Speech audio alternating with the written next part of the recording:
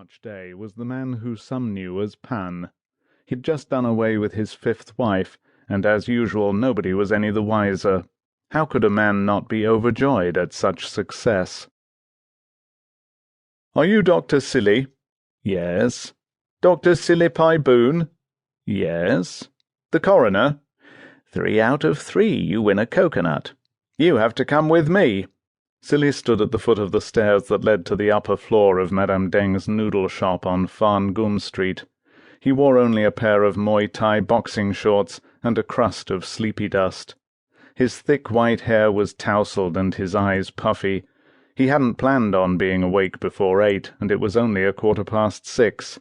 Deng had gone down to set up for the morning noodle rush, and had responded to the loud knocking at the shutters. She had checked the man's credentials before rousing her hungover husband. Even though Silly was only 5'2" in his sandals, he still managed to rise half a head above the intruder in the slate-grey safari suit. "Who are you?" Silly asked. "Is this your place of abode?" "Has anyone told you that answering questions with questions inevitably leads to your vanishing up your own—" "Silly!" Madame Deng caught him just in time. It was unwise to rile a bureaucrat, even a very small one. Both men looked up when she pulled back the double shutters to give the Mekong River a better view of the inside of her shop. The early sunlight glittered on the water like a shoal of day stars. A solitary fisherman rowed his boat against the current, and seemed to be travelling backward, perhaps more than seemed.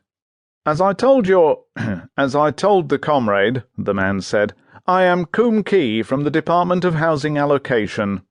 Silly's stomach clenched. Somewhere deep down he'd been expecting this visit. He backed up 2 steps and sat down on the bare wood. Deng had begun to prepare the ingredients for the day's pho noodle soup at the rear of the shop. "Dr. Silly," Kum Ki continued, "we have an inconsistency in our files."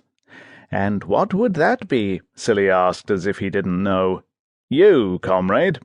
"Madame Deng," Silly called to his wife, "did you hear that? I'm an inconsistency." "That's why I married you, sweetness." The man from housing blushed. "I think you'll realize soon enough that this is hardly a joking matter," Kum Ki said. "Is this your place of abode or not?" Silly resented Kum Ki's tone. "No." "You're standing here naked but for a pair of shorts, and this lady is clearly your wife." "Oh, no, I'm not," Deng interrupted. "Not his wife?" "Not a lady." The man was plainly out of his depth with this couple.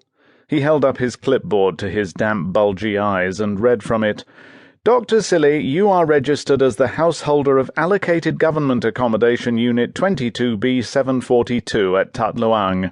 "Then that's obviously where I live," Silly assured him. "Well, it's clear to our department that although there are a number of people living in that bungalow, you are not among them." "And what's your definition of living?" Silly asked. I assume you have one." It's the place where you sleep." "Really? So insomniacs would never qualify for government housing?" "What?" "You have to admit our government's causing us a lot of sleepless nights. In fact, I'd wager most people aren't sleeping at all. I do have a bed on which to lay my head at my house, but when I find myself wanting at 2 a.m., I climb on my motorcycle and come here to find a little rest." "Or to the house of one of his mistresses," Madame Deng added. "Quite," Silly nodded. Kum Ki turned to Deng, who was smiling broadly beside the hearth. The steam from her broth curled around her face and filled the occupants of the room with a wanton desire to eat. The stomach of the man from housing growled. "Comrade," he said to Madame Deng, "I warn you that lying to a government cadre is a very serious offence." "Honestly, I barely see him," she said with an earnest look in her eyes. "As you'll know from your files, there's only me registered here. Of course, I do have other paramours popping in from time to time." Silly smiled and scratched the tingle where his left earlobe used to be. Kum Ki seemed to realize that he was having the mickey taken out of him. As he didn't have humour to fall back on, he resorted to regulations. "Comrades, according to the rules, you are not allowed to sublet government housing.